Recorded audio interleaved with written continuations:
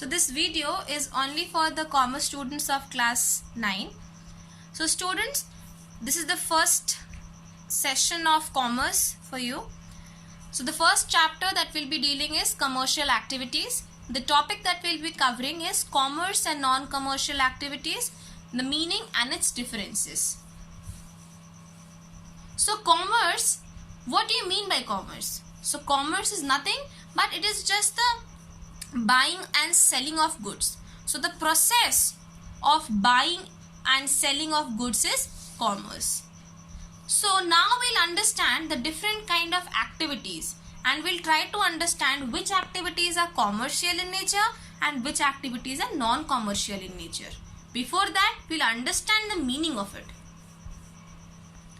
So as I explained you, commerce means the buying and selling of goods and services. There are different parties involved in the buying and selling of goods and services.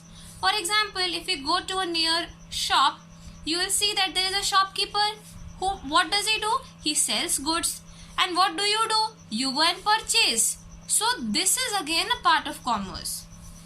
Now, let us understand what do you mean by human activities before understanding commercial and non-commercial activities.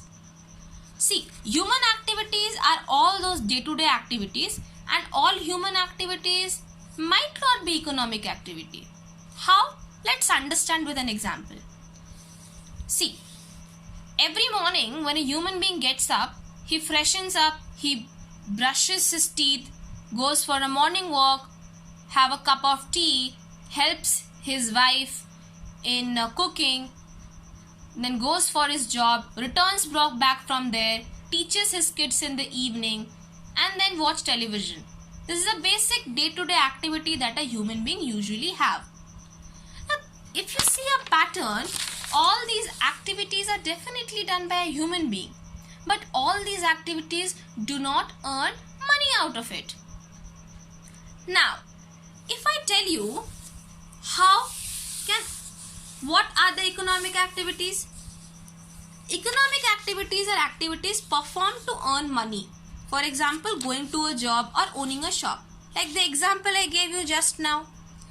When your father, he gets up early in the morning, takes a shower, brushes, has his breakfast, and either goes to a job in an organization, or in case if he owns a shop, he goes for his own business. Why does he do that? He does it so that he can satisfy the need of his family, so that he can earn money, so that he can earn profit. So these activities performed specifically for earning money is economic activity or commercial activity. But what do you mean by non-economic activities? Non-economic activities are activities that are performed for mental peace or satisfaction. So non-economic activities, as you can understand by the term non-economic, it means those activities that are performed not to earn money. Those activities which are performed for mental peace or satisfaction. Again, I go back to the old example. In the old example, what did I say? There is a person who gets up early in the morning, brushes his teeth, helps his wife in cooking, prays to God. In the evening when he comes back from his job or comes back from his shop, he comes and teaches his children, help them to do their homework. So helping the person, helping his wife in cooking, or having a morning walk in the morning, or teaching the kids in the evening, all these things do not earn money. They are not incurring money, but definitely these activities are providing mental peace or satisfaction to the person. I hope you have understood the term economic and non-economic. Again, economic activities are activities performed specifically for earning money. Non-economic activities are activities that are performed for gaining mental peace or satisfaction. Now, we'll understand the characteristics or nature of the economic activities. Now, economic activities, definitely they are economic motive, because the motive behind doing that activity is that money has to be earned out of this activity. Productive. Definitely, the economic activities are productive in nature. It deals with production, distribution and exchange of goods and services. Because without this, money will not be earned. Third is economic resource. So for performing or to fulfill this economic motive, we need to have three basic things: land, labor and capital. What is land? Land is basically a place where the factory will be set up, where the office will be placed. Labor is those people who will be helping the individual, the person, in executing the activity. For example, you have seen that there are huge number of people in rural areas who goes for the day-to-day labor activities, out of which they earn money. So they are a big group of labor who help the individual, the person, in execution of the activities. Then you see capital. Capital is nothing but it is the initial amount that is being invested for in the business. The fourth point is economic growth. Economic growth, I told you, when the particular organization has economic motive, that is earning money, there will be economic growth. You might have heard the term GDP. What does it say? It says that when a person is earning money, he has economic growth, and when a person grows economically, the whole company or the whole organization will grow.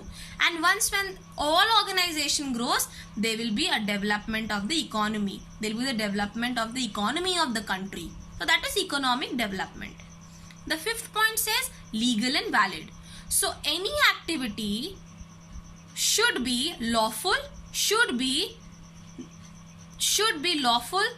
not be opposed to public interest. Means it should not be against to the societal norms, to the public interest. For example, if I talk about gambling, so definitely by gambling you might earn money out of it, but that is not an economic activity, because economic activities should be lawful and should not be opposed to public interest. Please note this, children. It is very much important. All activities are not economic activities. You have to understand that these are the nature of activities. Even if there are activities which earns or which helps in earning money, but it does not abide by the characteristics of economic activity, it will not be considered as an economic or commercial activity. I hope it is clear for you people. I would request you to go through the PDF shared to you in the WhatsApp group, and I would also request you to please solve questions which is given in the last page of the PDF. I'll tell you the question numbers. The question numbers are 1 to 5. So question number 1 to 5 present in page number 9. I would request you to solve it in your fair copy, and in case of any query, in case of any doubt, I'll be sharing a number in the WhatsApp group.